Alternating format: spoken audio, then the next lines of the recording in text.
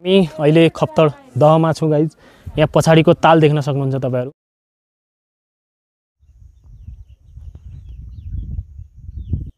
Hello everyone, स्वागत छ मेरो ब्लग। खप्तडको सेकेन्ड पार्ट तपाईहरुलाई ल्याएर आइसकेको छु है। बिहानको 8 बज्यो। हामी चाहिँ त्रिवेणी मेला लाग्ने ठाउँमा छौं। हामीले चाहिँ नास्ता खानालाई नास्ताको अर्डर दिइसकेका छौं।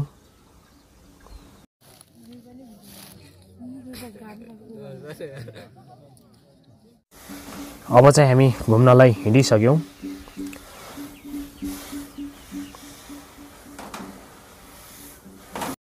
यो चाहिँ काठको पुल देख्न सक्नुहुन्छ तपाईहरु। अलग अलग पाटन यहाँको देखाउने छु म। माथि चाहिँ भैंसा छन् हैन। यहाँनिर चाहिँ घोडाहरु छन्। हामी घुम्न जाने ठाउँ चाहिँ खापर दह हो। देख्न सक्नुहुन्छ यो तालमा जान्छौं हामी। हामी चाहिँ हिँड्दै छौं। खापर दहमा पुग्न चाहिँ 1-1.5 घण्टा लाग्छ भनेका छन्। यहाँका लोकल घोडा आउने चाहिँ यो भ्यू देख्न सक्नुहुन्छ तपाईहरु।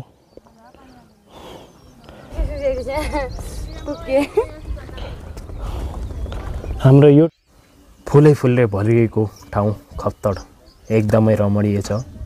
आउनु होला तपाईहरु पनि। यो चाहिँ अर्को पाटन।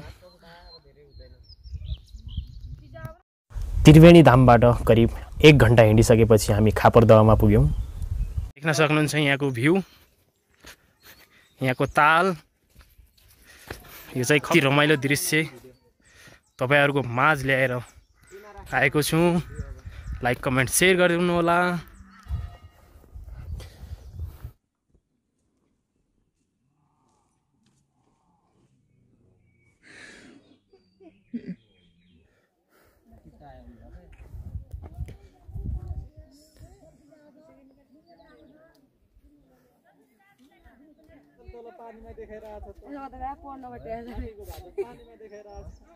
हामी अहिले खप्तड दहमा छौं गाइज।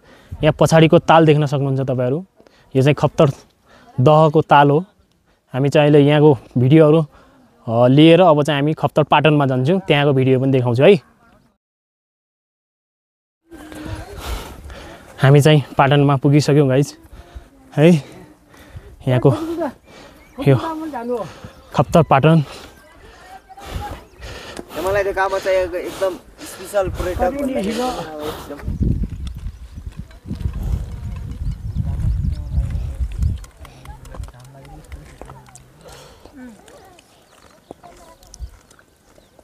नाचेको गाना भएर भिडियो बनाउने हुँदा भिडियो यी दुई जनाको मोबाइलमा गाना नै है। मैले हाल्ने गाइदियो मैले नाच्यो। मोबाइलमा नि डरामा राखेर ज्यादा बैठा हुने। यहाँ चाहिँ मन्दिर छ। खप्तड पाटनमा पुग्यौं हामी गाइज।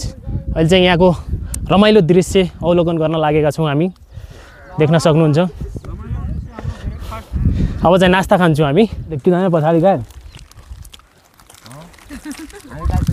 म त खप्त यहाँ क्यों यार भरिलो यहाँ त जाऊ चाहिला पानी बनले यहाँ त आउने यहाँ पर बा।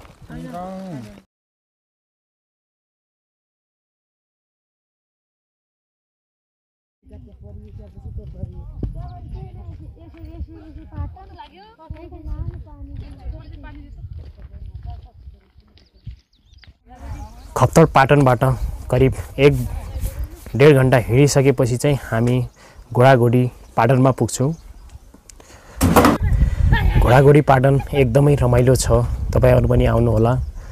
त्रिवेणी धामबाट करिब तपाईहरुलाई त्यहाँबाट चाहिँ नजिकै पर्छ। करिब आधा घण्टाको बाटो पर्छ हैन। त्रिवेणी मन्दिरबाट, त्रिवेणी धामबाट। यहाँको दृश्य चाहिँ एकदमै रमाइलो छ। एकदमै ठुलो पाटन छ है। यहाँ भ्यू टावर पनि छ। भ्यू टावरबाट चाहिँ तपाईहरु चारै ठाउँको दृश्यहरु हेर्न सक्नुहुनेछ। ए जोई रामडी अर्खा के गोरस राम्रो सौरा सब यहाँ पैदा सालको एकचोटी मात्रै मान्छे जाने यदि फोटो खिच्नु नै छ भने खप्तडमा आउनु होला। एक फोटोको चाहिँ 500 लाग्ने गरेको।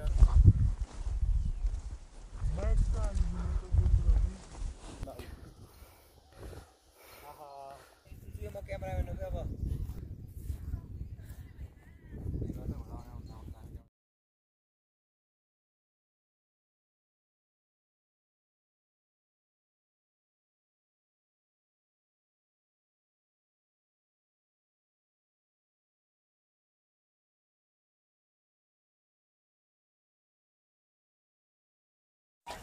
घोडाघोडी पाटनको भ्यू टावरमा चढेर एकचोटि अवश्य त्यहाँको भ्यू हेर्नु होला गाइज, अति रमाइलो छ है। घोडाघोडी पाटनबाट चाहिँ बाबा आश्रम खप्तर बाबा आश्रममा पुग्न चाहिँ तपाईहरुलाई 20 मिनेट लाग्नेछ। 20 मिनेट हिँडिसकेपछि चाहिँ खप्तर बाबा आश्रममा प्रवेश गर्नुहुनेछ।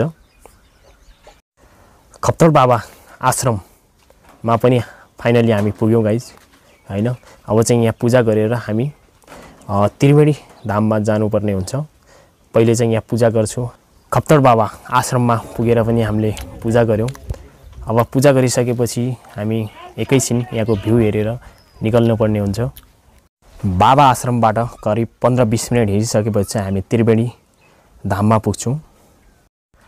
4 जिल्लाको सङ्गम स्थल त्रिवेणी धाममा चाहिँ मेला लाग्ने ठाउँ भनेको यो हो गाइज।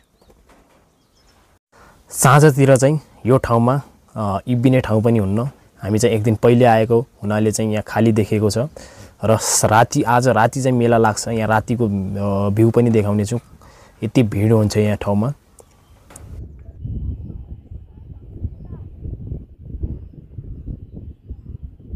ओ परको चाहिँ हामी सुतेको टेन्ट हो गाइज। आज चाहिँ हामी तिरपाल हाल्छौँ किनकि हिजो मेघ आएको थियो।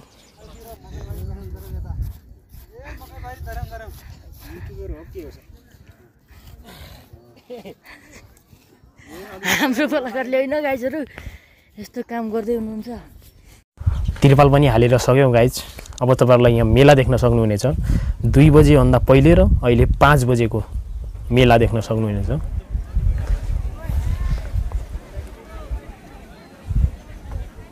चार जिल्लाको सङ्गम स्थल त्रिवेणी धाम अछाम बाजुरा बजाङ डोटी सबैभन्दा बढी मान्यता र पूजा हुने ठाउँ त्रिवेणी धाम। भिडियो अन्तिमसम्म हेर्दैकोमा धेरै धेरै धन्यवाद गाइज। यो चाहिँ सेकेन्ड पार्ट हाम्रो 3 दिनको टुरको सेकेन्ड पार्ट।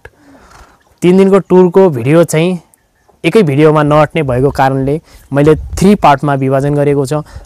फर्स्ट भिडियो चाहिँ तपाईहरुले हेरिसक्नुभयो होला हैन। यो चाहिँ सेकेन्ड भिडियो सेकेन्ड पार्ट तपाईहरुले अवश्य मन पराउनुहुन्छ भन्ने आशा गरेको छु। जति जनाले हेर्नुहुन्छ सबैले एक लाइक गर्नु होला, कमेन्ट गर्नु होला, कस्तो लाग्छ प्रतिक्रिया दिनु होला र शेयर पनि गर्नु होला। यो भिडियो हरेक नेपालीको हातमा पुर्याउनुहुन्छ भन्ने आशा गरेको छु र माया गर्नुहुन्छ, साथ सपोर्ट गर्नुहुन्छ भन्ने आशा गर्दै बाइ बाइ भन्न चाहन्छु।